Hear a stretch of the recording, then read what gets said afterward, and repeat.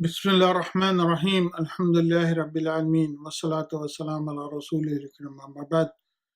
This is in the series of premarital course. This is session number 7, and the topic that we are going to discuss in this session is whom to marry. Who is the best choice to be married to? We're going to talk about this. Why? Because it's on the mind of a lot of young people. And so many comes to us, and also these days with the advancement of technology, the whole idea of selecting a spouse is changing. At one time, parents used to play a major role in it, but that is not the case at this point in time. Many of the time, young people come and then they tell me, their parents, "Mom, Dad, I found somebody, meet my future spouse." And this is what is happening. Or at some stage, they get their parents involved, not from the very beginning. So the social media, the marriage bureaus, the gatherings of young people like MSA or other meetings, uh, matrimonial services run by ISNA, ICNA, or other major organization are usually is the way to find a spouse these days. There are some of the other aspects that we are going to cover in this session also. One is there are marriages that are happening out of the culture and sometimes even out of faith into other communities. This is one of the things.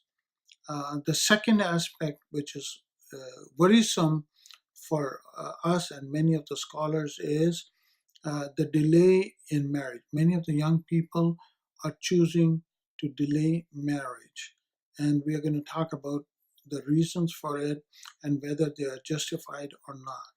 And then the last is that we know the fact that family dysfunctionality is on the rise and the divorces are on the rise. So we need to be well aware of the reasons for these, and it starts with the selection of the right spouse.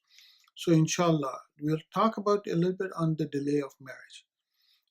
And we know that a number of well educated and women who are in the late 20s or early 30s are struggling to get married, to find a suitable spouse for them. So, why is that? Many of the young people, they concentrate at an age when they should be thinking of getting married and pursuing their career or their education. Many of the especially the parents sometimes push their children to go for that. The other reality is young boys, whether in their late 20s or even in the 30s, they like to marry girls who are younger in age. They avoid marrying girls who are in their late 20s or early 30s. And the statistics shows us that in the late 70s or in the 70s and 80s and before that, the average age for marrying for boys and girls used to be much, much lower than what it is now. And it's unfortunate. At that time, the people used to follow the commandments of Rasulullah Sallallahu Alaihi Wasallam that says in the famous hadith, when you are ready for marriage and can afford it, go ahead and marry. And the examples are there of many successful marriages. So, what are some of the reasons? It's interesting. A study that we did brought some of these forth. For women, it is the fear of control at a younger age. Being indecisive at that age. As I said before, sometimes the education and the career is the forefront and they want to work on that. they are also waiting and being indecisive of waiting for the right spouse or suitable proposal. What does that mean? You know, they want somebody that's an idol for them, somebody who's perfect for them, and so they are picky when the time is right, and then when the time passes by, it causes them to start to worry. For men, what is it? uh, Mostly parents. They push their parents to go for their children, especially the boys, to go for education and career. And also sometimes finance is also an issue. They want to settle down. They want to have some stability, whatever that means for them, and it varies from place to place, and it varies from people to people. And one of the key thing is, or a couple of them, is the fear of rejection and the commitment that is needed in a marriage, and they're scared of that. So, what should be the criteria for spousal selection?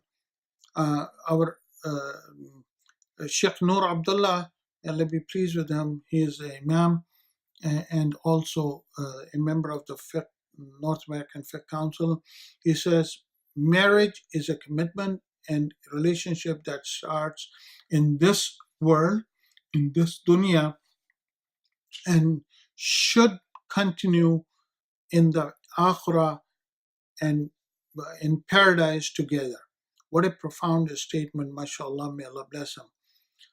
Rasulullah said in a famous hadith that men look for four things in a woman. Number one, the wealth, her lineage, her beauty, and then he said number four is the religion or taqwa. And then he said one should look and emphasize on the taqwa or the religion or the deen. So we're going to talk a little bit more about this taqwa or deen, and it has two components. Is of course the practicing of our religion, of al-Islam, and also of khuluq, which means the character. Well, he said the same thing about the men, but only about the deen. And he said, if somebody who comes to you asking for the hand of your daughter, who is good in their religion and good in khuluq, consider them seriously. So this is something which is very important. So what is good deen or good khuluq? We'll talk about that. Imam Ghazali, in his book Ihya Ulumuddin, explains good character is an inward disposition that causes one to incline one towards praiseworthy traits and praiseworthy outwardliness. So it manifests, scholars says that it manifests into 6 different characters. Number one is being honest and trustworthy. This is the biggest pillar of a happy marriage, being honest and being trustworthy. One who is honest will also always speak the truth and speak the truth which is right, and this forms the basis of a strong trust between the couple.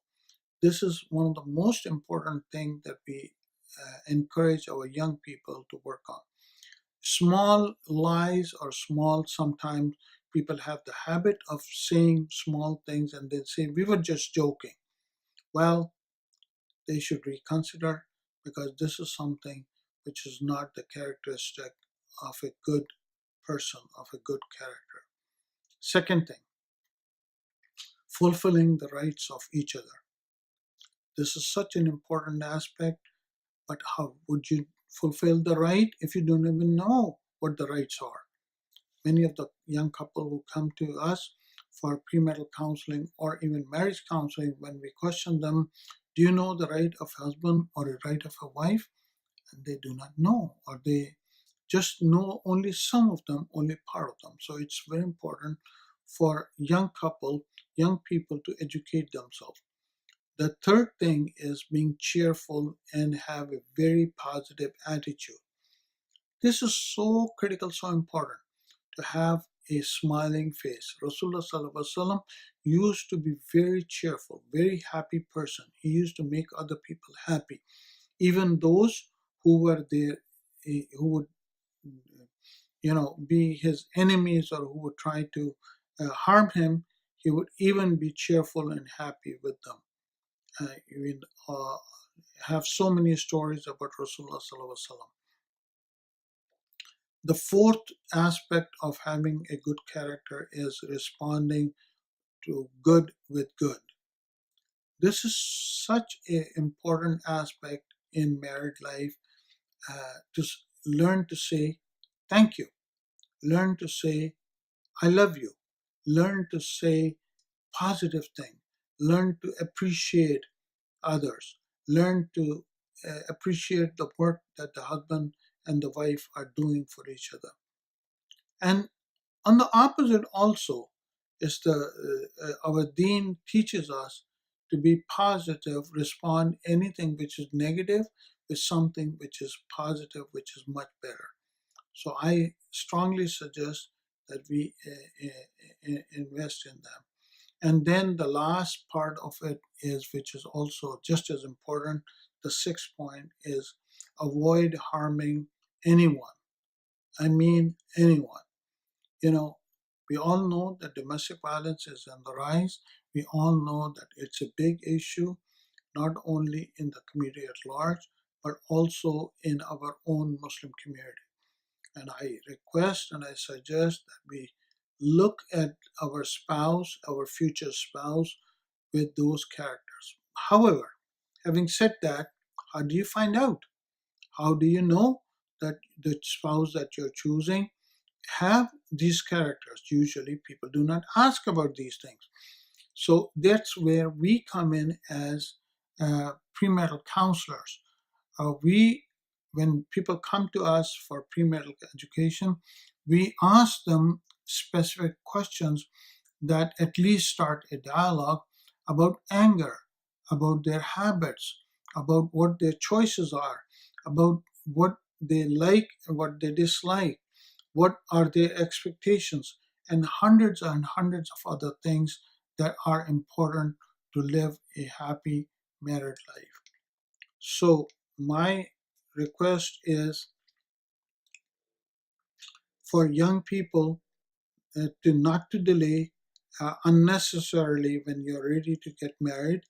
As a matter of fact, remember those couples when they were surveyed who struggled through the early life of their married life were more together, and they were more loving to each other. They were more, supportive of each other than those who came into a married life when everything was settled. They had a beautiful home. They have many, cars and all the other amenities of life. So struggling together brings love within the couple, inshallah. And I hope that this would be beneficial for you. If you are interested, anybody who's interested, come to rahma.org, our website, rahma.org, or call us or write to us, email us at rahma, RAHMAA in the end, institute@gmail.com. Subhanakallahumma bihamdika nastaghfiruka wa natubu ilaik. Assalamu alaikum wa rahmatullahi wa barakatuh.